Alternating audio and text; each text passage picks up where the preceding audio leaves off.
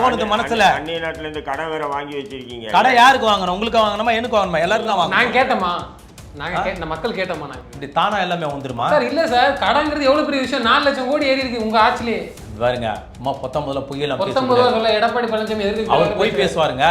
போகும்போது கஜனா தொடச்சிட்டு போனது தான் தமிழ்நாடு எதிர்க்கட்சி. கஜனா தொடச்சிட்டு போகும்போது அவருக்கு ஆதரவா தான் மூச்சு 3 மணி நேரம் பேசுறாரு. ஃபுல் பண்ணிட்டீங்களா? இல்ல அவருக்கு தொடச்சிட்டு போறாரு, இவங்க வந்து ஃபுல் பண்ணிட்டாங்க. சார் இந்த மக்களுக்காக பல திட்டங்களை கொண்டு வரக்கூடிய ஆட்சி தமிழ்நாடு அரசு ஆட்சி. எப்படி கடனை வாங்கி கொண்டு கேள்வி இந்த மக்களை நடுவில் விட்டுலாமா? மண்ணாங்கட்டி விட்டுலமா? நியாயமா மக்கள் பிரச்சனைக்காக வெள்ள இருக்கேளுங்க. தமிழ்நாடு முதலமைச்சர் தலைவனி உங்களுக்கு கொடுப்பாரு. நீங்க இரியா பேசாத இரியா, நான் சொல்றேன் இரியா. என்ன இரியா வாயா போய்? ஆமா, வேற எப்படி சொல்ல முடியும்? ஒரு மாணவ செல்வனுடைய திட்டங்களை கூட ஏத்துக்க மாட்டாரு. இவர் பள்ளிக்கூடத்துல இருந்து வந்தாரு, என்ன பாரியில படிச்சுட்டு வந்தாரு. இல்ல நீங்க அவருக்கு சப்போர்ட் இல்ல மத்திய. ஆமா, அவர் உங்க பக்கம் பேச நீங்க அவர் பக்கம் பேசுறீங்க. என்ன நினைச்சு நீ விவாதத்துல பங்கெடுக்கிறீங்க? என்ன சண்டைக்குன்னு வரீங்களா? சண்டைக்கு இல்ல, ஏன் கத்துறீங்க? நாங்க ரசிப்பாங்க உங்களுக்கு கத்தனா. நாங்க பிடிக்கல, பாஜக எங்களுக்கு சம்பந்தம் இல்ல. நீங்க கள்ள உறவு அந்த உறவுன்னு சொல்றீங்க. இங்க செங்கல் தூக்கிட்டு சுத்துறது, அங்க போனோம்னா பல்ல காட்டிட்டு உட்காரு. என்ன சார் இது? ஒரு மனிதன் சிரிக்குது தப்பா சார்? சிரிக்குது தப்பு இல்ல. இங்க செங்கல்ல கட்டிட்டு அவ்வளவு மக்களை வந்து ஆமா, மக்களுக்கு ஒரு மருத்துவமனை கட்டணும் சொல்லிட்டு நீங்க கட்டவே இல்லைன்னா அங்க போய் காட்ட வேண்டியதானே? மக்கள்கிட்ட காட்டிடுறேன், மக்கள் தீர்ப்பு கொடுத்துருக்கேன். பாஜக ஓட விரட்டிடுறேன் தமிழ்நாட்டுல. விரட்டினாங்க. தைரியமா போய் பிரதமருக்கு முன்னாடி உட்காந்து செங்கல்ல காட்டுங்க, ஏன் செங்கல்னு காட்டுங்க. தில்லு இருந்தா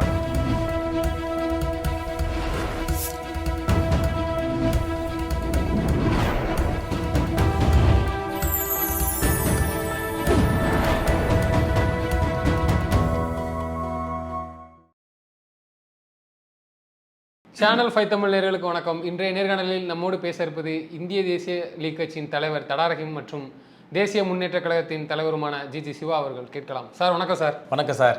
சார், திருமாவளவர்கள் வந்து மது மாநாடு நடத்துகிறாங்க, மது மாநாடு வந்து நடத்த போகிறாங்க.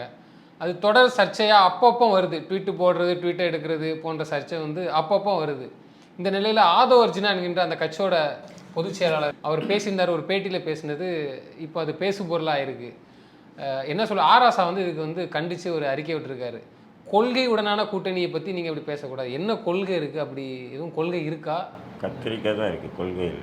ஆராசா வந்து கண்டிக்கல. ஏன்னா அவர் கட்சியில் இருக்கிறவர் பேசலாம், இந்த மாதிரி திருத்தி கொள்ளணும், ஏன்னா கூட்டணியில் இருக்கும் அப்படின்னு கூட சொல்லலாம்.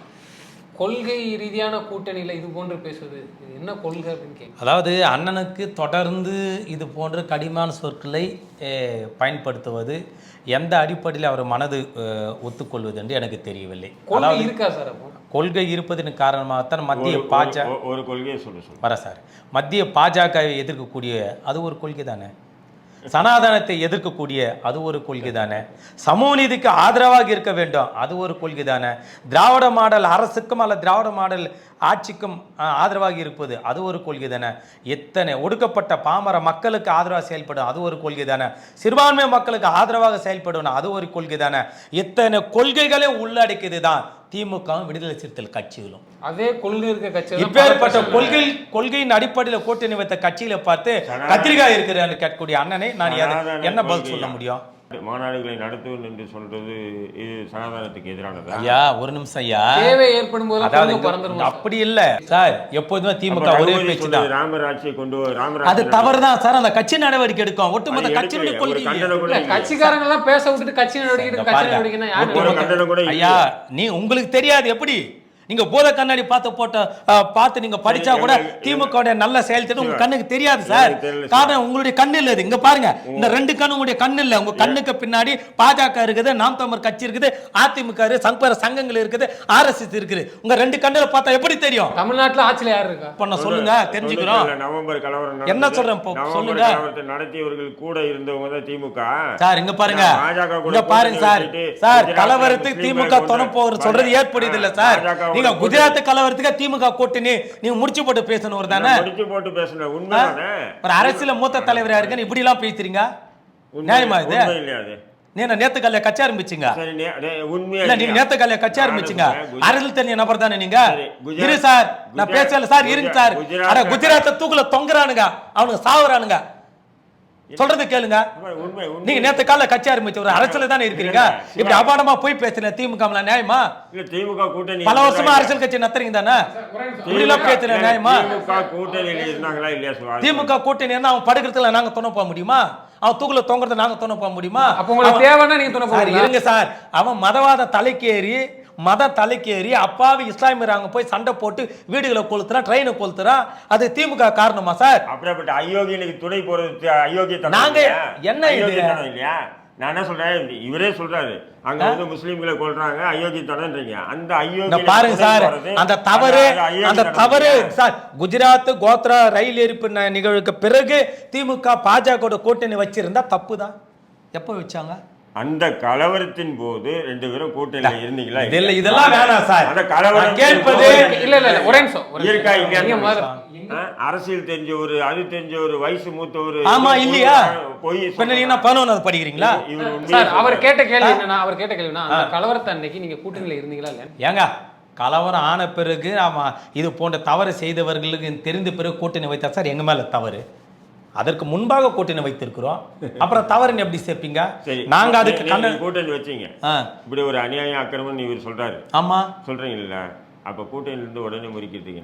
அநியாயத்துக்கு முட்டு கொடுக்குறது நீங்க. நானா சார்? அந்த அநியாயம் பார்க்கக்கூடிய சார் இருங்க சார். நீங்க சார் வெந்த புள்ள வேலை பாச்சு நீங்க இடையில குறுக்கு வரீங்க, பேச விடுங்க. அநியாயத்துக்கு பேச விட மாட்டீங்க. அதனால யார் பார்க்கக்கூடிய இஸ்லாமிய சொந்தங்களுக்கு தெரியும் திராவிட முன்னேற்ற கழகம் என்பது தாயுள்ளத்தோடு ஒரு கட்சி என்று. இப்படி எத்தனை நாள் சார் ஏமாத்திட்டு இருக்கீங்க? இது என்னன்னு சொன்னீங்கன்னா ஏமாத்திட்டு இல்ல இல்லையே, இது 2 பேருக்கு மேல டவுட்டா இருக்க. கேள்வி கேட்கலாம் சார்? நியாயமா கேளுங்க. கேக்குறேன் சார். அவர் கேட்டதுல எந்த எதுவுமே இல்ல. ஆராசா கேட்டதுல எந்த பிரச்சனையும் இல்ல. அவர் கட்சிக்காரர் கேட்கலாம். அவர் என்ன குறிப்பா என்ன கொள்கை முரணான மிக உறுதியான கூட்டணி கேட்டார். அந்த கொள்கை தான் இப்ப பேசிக்கொள்ள. எத்தனை கொள்கை சொல்லி இருந்தா? என்ன இந்த காலம் அந்த காலம் விட்டீங்களா? அந்த கொள்கை அப்படியே பின்பற்றீங்களா? ஆமா. அப்ப வேங்கவேலுக்கு என்ன சார் ஆச்சு? வேங்கவேல கேள்வி கூட எங்களுக்கு கொள்கை இல்ல. அதுக்கு பிரச்சனைக்கு தீர்வு இல்ல. அரசியல் சிப்கார்டு விவசாயிகள் போறாங்களா, அது என்ன ஆச்சு? அது என்னாச்சு? பரந்தூர் விமான நிலையத்துக்காக விவசாயிகள் போறாங்களா, அது என்னாச்சு? இதெல்லாம் கொள்கை எங்களுக்கு. அதான் நீங்க தான் சொன்னீங்க விவசாயிகளை பாதுகாக்கிறது மக்களை பாதுகாக்கிறது மக்கள் கூடவே இருந்து ஆமா மக்களுக்காக தான் இயங்குறோம் சார். அதான் மேல்மாட்டு சிப்கார்டு ஆகட்டும் அல்லது நீங்க சொல்லக்கூடிய விமான நிலைய விரிவாக்கட்டும், அங்கே இடைத்தரகர்கள் பெரிய கார்பரேட் முதலாளிகள் யாரோட கைக்கூலியாக இருந்து கொண்டு அங்க விவசாயிகளை தவறாக திசை திருப்புகிறார்கள். இது அறிக்கை, காவல்துறை அறிக்கை. நீங்க எங்க சார் ஆட்சியில் இருக்கீங்க? அப்படி இடைத்தரகர்கள் செயல்படுதானே நீங்க எதுக்கு இருக்கீங்க? காவல்துறை எதுக்கு இருக்கு? அதுக்கு தான் சார் ஆய்வு பண்றோம், அதுக்கு தான் உங்களை தடுத்து நிறுத்திட்டு இருக்கிறோம். அப்பா மக்களுக்கு விஷயம் தெரியாம பாவம் அங்க இருக்கிறாங்க. அது கம்பெனி கூட டீல் முடிஞ்சதும் அப்படியே விட்டுட்டீங்க. எந்த கம்பெனிக்குள்ள? அந்த எந்த சிப்கார்டோ இல்ல ஒரு நிறுவனம் அந்த இடத்துல விளைநிலத்துல வரப்போகுதுங்கன்னு திமுக உடனான ஒரு டீலிங் முடிஞ்சதும் நீங்க என்னவோ நேரடியா வேலைக்கு போச்சு பார்த்த மாதிரி அப்படிதானே சார்? நீங்க விவசாயம் படிச்ச மாதிரி நீங்க என்ன செஞ்சீங்க? அரசு போச்சு, அரசு கம்பெனிக்கு ஆதரவா செயல் பண்ண உங்களை எழுதி கொடுத்துருக்கா? இல்ல அம்பானியுடைய பொண்ணு கல்யாணத்துக்கு போனீங்க திமுக சார்பா? ஆமா, நானும் நீங்க தான் போயிட்டு வந்தோம். சென்னைக்கு வரும்போது முதல்வர் சந்திக்கல சார். அப்ப எதுக்கு வந்தாரு? அவ்வளோ பெரிய தொழில் போட்டு கேளுங்க. அதான் நீங்க இவர் கேட்பாரு ஏன் சிவா காலங்காத்தானே போன் போட்டு கேளுங்க. இல்ல எத்தனை முதலீடு ஈர்த்து வந்தீங்க அப்படின்னு வெள்ளரிக்கை கேட்கிறார் எடப்பாடி பழனிசாமி கேட்கிறார். வெட்ட வெளிச்சமாக இத்தனை கோடிகள் என்று தமிழ்நாடு முதல்வர் சொல்லி பெறுவோம். வெள்ளையருக்கு வேண்டும் வெள்ளரிக்கை கேட்டா கொடுக்கற எதிர்கட்சிகளுக்கு இது தகுதி இருக்கிறதா? இல்ல இந்தியாவிலேயே அதாவது இந்தியாவிலேயே மாநில கட்சிகள் மிக பணக்கார கட்சிகள் 2வது இடத்துல இருக்காங்க. யார் இதெல்லாம் யார் தான் உங்களுக்கு சொல்றாங்க? இல்ல இந்த அறிக்கையில நீங்க பாக்குறது இல்ல. யார் சொல்றா?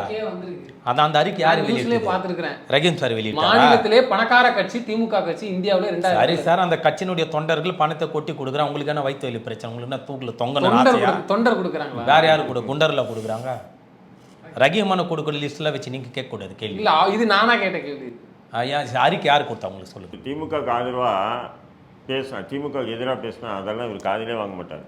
யாராவது திமுக ஆதரவாக பேசுவாங்கன்னா ஒரு 5 விசா சரக்கு வச்சுக்கிட்டு இங்கே வச்சு எந்த உருட்டுவார். இலவச பேருந்து பயணிக்க வேண்டும் பெண்கள், அதை வைத்து வரக்கூடிய சொற்ப எண்ணிக்கையில் அந்த பணத்தை இருங்க சார், இருங்க. இதெல்லாம் ஒரு நகைச்சுக்கு பேசக்கூடிய இது இல்லை சார். பஸ்ல படி இல்லாம இறங்குறாங்க. எல்லா பஸ்லையுமே இல்ல எந்த பஸ்லாம் இலவசமோ அந்த பஸ்லாம் போய் பேச ஒரு அளவு அதிகமா போறது இல்லைங்க. இருங்க, அந்த பெண்களுக்கு எவ்வளவு உதவியாக இருக்கிறது என்று அந்த பெண்களிடம் போய் கேட்டாதான் உண்மையான, அதாவது பயனாளர் பெறக்கூடிய, அதில் ஆதாயம் தேடக்கூடிய, அந்த வலிகளை வேதனை சுமந்து வேலைக்கு செல்லக்கூடிய பெண்களிடம் இந்த கேள்வியில் கேட்டால் அது எவ்வளோ இலவச பேருந்து பயணக்கூடிய அந்த பேருந்தில் எவ்வளோ அதை வரப்பிரசாதம் அந்த பெண்களுக்கு தெரியும். கிராமப்புற பகுதியில் மட்டும்தான் இலவச பேருந்து விட்டா மாதிரி தான் இவங்க மட்டும்தான் ஏதோ மழை நீர் யாரு விட்டீங்க?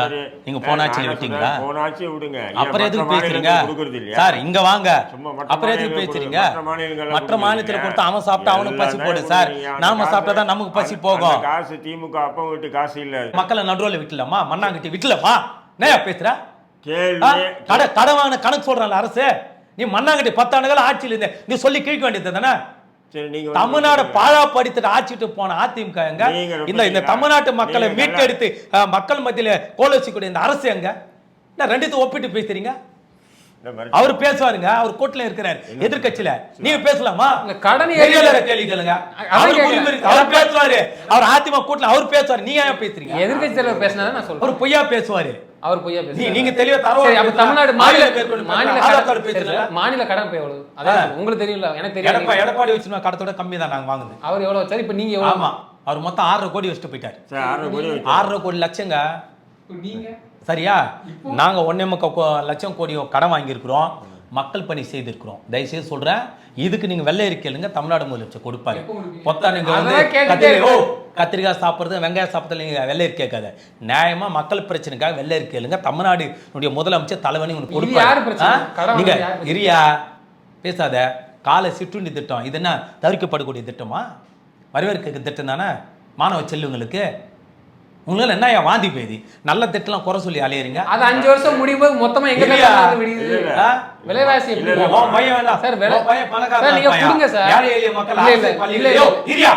அரசு பள்ளியில படிக்கிறாங்க, அவனை பசிடு கொடுமை அவங்களுக்கு தான். உனக்கு என்ன மண்ணாடி? இல்ல பரவாயில்ல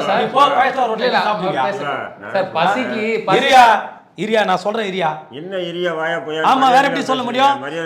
ஒரு மாணவ செல்வனுடைய திட்டங்களை கூட ஏத்துக்க மாட்டாரு. இவர் பள்ளிக்கூடத்துல இருந்து வந்தாரு, என்ன பாரியில படிச்சுட்டு வந்தாரு. இல்ல நீங்க என்ன நீங்களும் அவருக்கு சப்போர்ட் இல்ல? மத்திய ஆமா, அவர் உங்க பக்கம் பேச நீங்க அவர் பக்கம் பேசுறீங்க. என்ன நினைச்சு நீ விவாதத்துல பங்கெடுக்கிறீங்க? என்ன சண்டைக்குன்னா வரீங்களா? சண்டைக்கு இல்ல, ஏன் கத்துறீங்க? நான் ரசிப்பாங்களா உங்களுக்கு கத்தனா? கேக்குறேன். உங்கள சப்போர்ட்டுக்கு வராரு, எல்லாம் ஒரே கட்சியில இருக்கீங்க போல. சப்போர்ட் இல்ல, ஆமா, ஒரு மக்கள் திட்டத்தை கொச்சைப்படுத்தி பேசுறாரு, அது தப்புன்னு பேசுறாரு. ஆமா, உங்களுக்கு எல்லாமே நான் சொல்லவா? நம்ம மனசாட்சிக்கான திட்டம் நான் சொல்லவா? பெண்களுக்கு இலவச பேருந்து திட்டம் ஏத்துக்க மாட்டீங்களா? இருங்க சார், அதுக்குள்ள ஏன் முறைக்கிறீங்க? சைட்ல இருங்க. திருநங்கைகளுக்கு தொழில் இருங்க சார், இருங்க சார், இருங்க சார். இதுவே திமுகவின் சாதனைன்னு சொல்லி சிவா பேசுறாங்கன்னா சிவாவை நினைச்சு வேதனை. உணவு திட்டம் இருக்கு, நியாயமா ஏத்துக்கலாம். காலை உணவு திட்டம் என்பது நிச்சயமா அது தேவையற்றதுன்னு வேணாம் சார். ஆர்எஸ் பாரதிக்கு என்னாச்சு? திடீர்னு ஒரு சர்ச்சையா பேசுறாரு. என்ன சர்ச்சையா பேசுறாரு? இல்ல அவர் சொல்றாரு அம்மா உணவகத்துல அம்மாவே போயிடுச்சு அப்படிங்கிற மாதிரி வார்த்தை எல்லாம் பேசுறாரு. அப்ப எதுக்கு அம்மா உணவு?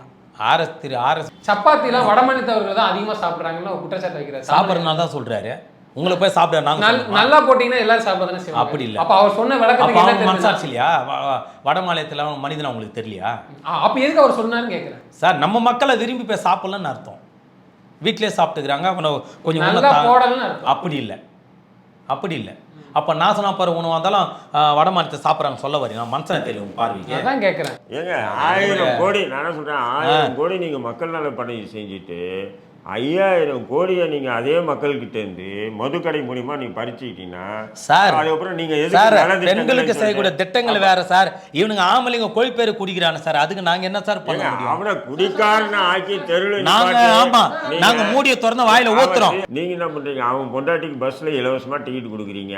எப்படி சார்? இல்ல அப்படியே கதெல்லாம் அங்க வீட்டுல இருந்து இல்ல சுத்தி சுத்தி கணக்கு கரெக்டா வருதுல்ல சார்? அதிகமா வருது. ஏங்க அவர் இருங்க, அவர் எதிர்கட்சியில இருக்கிற அப்படிதான் பேசுவாருங்க. மனசாட்சியோட மக்களுக்கு தெரியும். சரி, நீங்க மது குடிக்கிறவங்க திட்டாதீங்க சார்.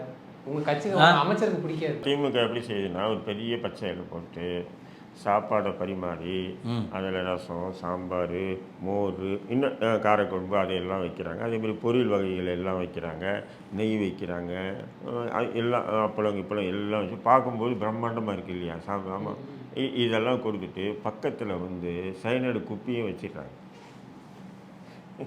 என்ன சார் இப்படி இல்லை? அதுதான் இந்த மதுக்கடை.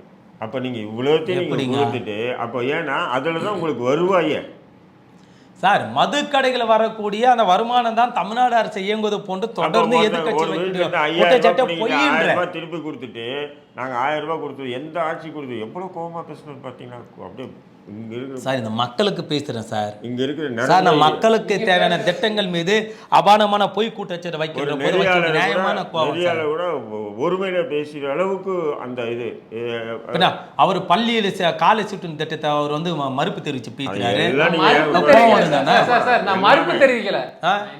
அது உன்னதமான திட்டம் தானே சார்? மறுப்பே தெரிவிங்க. தெரிவிங்க, இவரோட கூட்டணி வச்சுக்கோங்க. நான் மறுப்பே தெரிவிக்கிறேன். நான் முதல்ல வந்து அரசு பள்ளிகளை சரியான முறையில் அந்த கட்டிட பழுது பார்க்கறாங்க சார். இருங்க, ஆசிரியர்களை சரியான முறையில் வந்து வேலை செய்கிறாங்களான்னு பார்த்து கரெக்டாக இருந்ததுன்னா நிறைய மாணவர்கள் அரசு பள்ளிகளில் படிப்பாங்க. சிவா பழக்கப்பட்ட பிள்ளைங்க எதுவுமே வந்து அரசு பள்ளியில் படிக்கல, எல்லாம் தனியார் பள்ளிகளில் படிக்கிறாங்க. அதனால் அது தெரியாது. இருந்தாலும் திமுகவுக்கு முட்டு கொடுக்கணும். அதுக்காக ஆடித்தம் தேசமாக முட்டு கொடுத்துட்டு இருக்காரு. முட்டு கொடுக்கல, துட்டும் கொடுக்கல சார். அமைச்சர் துரைமுருகன் வந்து ஒரு ஃபங்க்ஷனில் கலந்துக்கிறாரு அவர் ஊரில். அப்போ ஆடு கொடுக்குற ஃபங்க்ஷன் நினைக்கிறேன். எல்லாத்துக்கும் கொடுக்கும்போது அவர் பையன் எனக்கும் 2 பொண்ணுங்க இருக்குது, எனக்கும் ஆடு வேணும்னு முதல்ல வாங்கிட்டு போகிறாரு. என்ன இது? அது சட்டமன்ற பாராளுமன்ற உறுப்பினர்லாம் அது இந்திய குடிமகன் இல்லையா? குடிமகன் இல்லை, வெளிநாட்டுக்கார ஆக்கி விட்டுறீங்களா?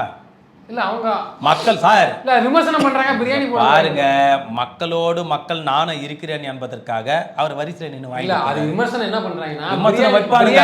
பிரியாணி போட்டு சோறு துண்ணாதவனுங்க, உப்புக்கு அர்த்தம் தெரியாதுன்னா சார் விமர்சனம் வைப்பானுங்க. உப்பு போட்டு சாப்பிடுறது தான் கொண்டு போறாரு. சரியா? உப்பு போட்டு சாப்பிட உங்களுக்கு எப்படி தெரியுதுன்னு தெரியல. நீங்க எந்த வருஷத்துல வரீங்க? அதான் கேக்குறேன். அவ்வளவு தெரியும் இல்ல அவர் வந்து ஒரு நாடாளுமன்ற உறுப்பினர் மக்களோட மக்கள் நின்று அவர் கை கொடுத்து பேசுறாரு. அந்த திட்டங்களை நானும் உங்களோட ஒருத்தர் தான் சொல்றாரு, அந்த திட்டங்களை வாங்குறாரு. அதை கொச்சப்படுத்தி பேசுறீங்கன்னா உங்களுக்கு மனசாட்சி இருக்குமா? கொச்சப்படுத்தல. விமர்சனம் என்ன வருதுன்னா, ஆடு கொடுக்குற இடத்துல வந்து எனக்கும் வேணும் அப்படின்னு கேட்கறத கேட்டு கூட வாங்கிட்டு போலாம். என்ன சொல்றாங்கன்னா, காசே இல்லையா உங்ககிட்ட? அதுவும் ஒரு சர்ச்சையா வேற போயிருது. இந்த மாதிரி ஆடுலாம் வந்து எம்பியே வாங்கிட்டு போறாரு, வாங்கிட்டு போய் பிரியாணி போட்டு சாப்பிடுறது தான் ஆடு. இவங்க விலக்கு பிடிச்சி பார்த்தாங்க. எம்பி ஆடு வாங்கிட்டு பிரியாணி போட்டு விலக்கு பிடிச்சி பார்த்தாங்க சார். அதான் சார் மனசாட்சியில் மனித மிருகு தான் சார் எல்லாம் சொல்லுவாங்க. தமிழ்நாட்டில் இருக்கக்கூடிய தமிழ்நாட்டு மக்கள், தமிழ்நாட்டை நேசிப்பவர்கள் யாரும் திராவிட முன்னேற்ற கழகத்தின் மீது சேட்டு வரி பூச மாட்டாங்க.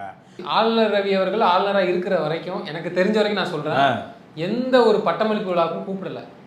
அப்படியே கூப்பிட்டாலும் அவர் வருவார், இவங்க அமைச்சர் யாரும் போறதில்லை. இதான் வழக்கம். காலையில பொன்முடி போயிருக்கிற என்ன கணக்கு? அது அப்படி இல்லை. அந்த அமைச்சரவை சார்ந்த உயர்கல்வித்துறை அமைச்சர் இருக்கக்கூடிய ஐயா பொன்முடி அவர்கள் நிகழ்ச்சியில் கலந்துக்கணும். வரவேற்பு இருக்கு இல்லையா? இன்விடேஷன் கொடுத்து கூப்பிடுறாங்க, போகல. இருங்க, மாணவருடைய கல்வி பாதிக்க கூடாது, மாணவருக்கு மதிப்பு இருக்கக்கூடிய வகையில் பாதிக்க தெரியலையோ. அடையுறுத்தி ஆளுநர் திருந்துவாருன்னு சொல்லிட்டு இருந்திருப்பாங்க. ஆளுநர் திருந்தல. அப்ப நாம மாணவர் பக்கம் நிக்கலாம் போயிருக்கிறாரு. என்ன பிரச்சனை? இல்ல என்ன பிரச்சனை? இவ்வளவு நாள் போகல, இவ்வளவு நாள் காலையில பசி எடுக்கல, மதியம் சாப்பிட்டா ஏன்டா காலைல சாப்பிடலாம் சண்டைக்கு வருவீங்க? கள்ள உறவுங்கிறாங்க. கள்ள உறவு வேணுமுன்னா நீங்க சொல்லு, இப்ப நாங்க நல்ல உறவை வச்சுக்கிறோம். இங்க செங்கல் தூக்கி சுத்துறது, அங்க போனோம்னா பல்ல காட்டிட்டு உட்காரு. என்ன சார் இது? ஒரு மனிதன் சிரிக்குது தப்பா சார்? சிரிக்குது தப்பு இல்லை. ஏன் செங்கல்ல கட்டிட்டு அவ்வளவு ஆத்திரத்தை போட்டீங்க? மக்களை வந்து ஆமா, மக்களுக்கு ஒரு மருத்துவமனை கட்டணும்னு சொல்லிட்டு நீங்க கட்டவே இல்லைன்னா அங்க போய் காட்ட வேண்டியதானே? மக்கள் கிட்ட காட்டிடுறேன், மக்கள் தீர்ப்பு கொடுத்துருக்கேன். பாஜக ஓட விரட்டிடுறேன் தமிழ்நாட்டுல. விரட்டினாங்க. தைரியமா போய் முதல் பிரதமருக்கு முன்னாடி உட்காந்து செங்கல்ல காட்டுங்க, ஏன் செங்கல்னு காட்டுங்க. தில்லு இருந்தா அப்ப நான் கேக்குறேன், அதுக்கு நிதி ஒதுக்குறேன் பயந்து போய் சொல்லி இருக்காங்க. அப்ப தில்லு இருந்துன்னா இந்த செங்கல்ல எடுத்து போய் ஏன் செங்கல் காட்டி தான் நீங்க ஓட்டு வாங்குனீங்க. அந்த ஏம் செங்கல் எடுத்து போய் இப்படி கால் மேல கால் போட்டு அது கூட வேண்டாம் பாருங்க, நாங்க இதை வச்சுதான். இன்னொரு கேள்வி கேட்கப்படுது, மெட்ரோ திட்டங்களுக்குலாம் எங்கிட்ட நிதி இல்ல, மத்திய அரசு கேட்கறீங்க. அது உரிமை கேளுங்க. அவங்க கொடுத்தா கொடுக்குறாங்க, கொடுக்காட்டி போறாங்க. கொடுக்காட்டி போறாங்களா? ஏன் அப்பா மட்டும் பண்ற கொடுக்காட்டி? தமிழ்நாட்டு மக்களுடைய அப்பா சரி, அவங்க தான் கொடுக்க மாட்டான்னு சொல்றாங்கல்ல, அதுக்கு சொல்றேன். உங்களுக்கு ஆதரவா தான் சார் பேசுறேன். எனக்கு ஆதரவா பேசல, நியாயமா பேசவா? அறிவை வளர்க்கக்கூடிய இதுக்கு கட்டணம் தப்பு இல்ல. கவர்மெண்ட் ஸ்கூல்ல ஏன் கட்டலாம் விமர்சனம் வைக்கிறாங்க? எந்த இடத்துல கட்டல? நீங்க நூலகம் பிரம்மாண்டமா அமைக்கிறதுக்கு ஜல்லிக்கட்டு வந்து பிரம்மாண்டமா எங்க கட்டல சொல்ல வரீங்க? கட்டிருக்காங்க. வாங்க போலாம். எந்த காட்டுங்க, நான் காமிக்கிட்டுமா? எத்தனை இடத்துல ஓட்டு போட்ட இன்னும் காமராஜர் கட்டின பள்ளிக்கூடத்துலயும் இருக்கிறாங்க சார். மாமரத்தடியில மரத்தடியில பாருங்க. அதாவது பள்ளி சீரமைக்கக்கூடிய நேரத்தில் மரத்துக்கு உட்காருறதெல்லாம் கொண்டு போயிட்டு இதுதான் தினமும் அவருடைய அவலநிலை பொய் சொல்றதுன்னு எதிர்க்கட்சியோட வச்சுக்கோங்க. சார் நான் ஒண்ணே இல்ல எதிர்க்கட்சி அலுவலகத்தை நீங்க நான் வச்சுக்கோங்க. ஒண்ணே கேக்குறேன், நூலகம் அமைக்கல பிரச்சனை 10 கேட்டீங்க 10 நூலகம் சார், நூலகம் அமைக்கவே பிரச்சனை இல்ல சார். அது அறிவு சார்ந்தது அமைச்சிட்டு போட்டு 600-700 கோடி ரூபாய் அவசரமா கலைஞர் நூலகம் பிரம்மாண்டமா கட்டுற உங்களுக்கு ஏழை பிள்ளைங்க படிக்கிற அரசு ஸ்கூல்ல ஏன் கட்டத்தலன்னு கேட்க கட்டி தந்திருக்கிறோம்.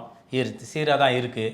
ஒரு சில இடத்துல பழுது பார்க்குறாங்க. அப்போ குழந்தைங்களை வெளியில தான் உட்காருவாங்க. இப்படி காமராஜர் கட்டின காலத்து ஸ்கூல்ல இன்னும் பழுது பார்த்துட்டு எங்க ஐயா காமராஜருடைய கட்டக்கூடிய அந்த பள்ளிக்குள்ள இடிச்சு அது தள்ளிடுவோம். உடனே தள்ளலாம், ஒன்றும் தப்பு இல்லை. தள்ளி புதுசா கட்டணும். ஏன் தள்ளணும்? பராமரிப்பு பண்றாங்க, அவருடைய நினைவா பார்க்குறாங்க. எதுக்கு தள்ளணும்? அப்ப அதுலயே இருந்து படிக்கணுமா? சொல்லு, எதுக்கு தள்ளணும்? இடிஞ்சு விழுது சார், மேல இருந்து விழுது சார். அப்படி ஒண்ணு வேலை சொல்லுங்க. அடுத்தது விழுந்தது அண்ணன் சொன்னார் உங்ககிட்ட? பல பள்ளி எதிர்கட்சியின் ஓலை வந்ததா? அப்ப ஏன் மரத்தடியில இருந்து படிக்க வைக்கிறீங்க? அதுதாங்க பழுது பார்க்கும்போது குழந்தைங்க உள்ளே வச்சு பார்த்துருவோமா? சாவணமா குழந்தைங்க? அதை வச்சு நீங்க அரசியல் பண்ணணும். அண்ணன் உடனே நாளைக்கு முதல் பேட்டிக்கு அப்போ வந்துருவாரு. நூலகம் கட்ட 10,000 கோடி ஒதுக்கும், ஸ்கூல் கட்டுறதுக்கு நாங்க ஒதுக்க முடியும். ஏங்க ஒதுக்கி இருக்கிற நல்ல திட்டங்கள்லாம் வெற்றிகரமா நடந்துட்டு தான் இருக்கு. நீங்க பார்க்கலாம், அதை நாங்க பொறுப்பாக முடியாது. தொடர்ந்து எங்களோடு பல்வேறு கருத்துக்களை பகிர்ந்தமைக்கு நன்றி சார். நன்றி சார்.